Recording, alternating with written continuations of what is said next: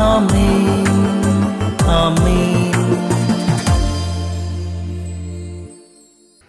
യേശുവിന്റെ ഏറ്റവും പ്രിയമുള്ള കുഞ്ഞെ, 1 സാമുവേൽ 18:9-10 വാക്യങ്ങൾ. അന്നു മുതൽ സൗൽ ദാവീദിനെ സംശയ ദൃഷ്ടിയോടെ വീക്ഷിക്കാൻ തുടങ്ങി.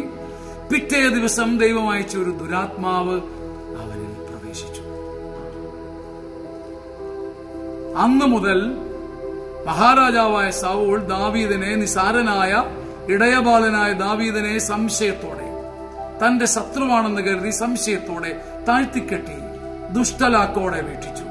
സഹോദരനെ ദുഷ്ടലാക്കോടെ വീക്ഷിച്ച് അതിൽ മനസ്സ് സ്ഥായിയായി ഉറച്ചുപോയപ്പോൾ ഒരു ദുരാത്മാവ് അവനിൽ പ്രവേശിച്ചു. ദുഷ്ടലാക്കോടുകൂടി, സംശയത്തോടുകൂടി ഒരാളെ കൃത്യമായി മുദ്രകുത്തുമ്പം നമ്മിലെല്ലാം ഒരു ദുരാത്മാവ് പ്രവേശിക്കാൻ ഇടയുണ്ടെന്ന് സൗൽ നമ്മെ ഓർമ്മിപ്പിക്കുന്നു.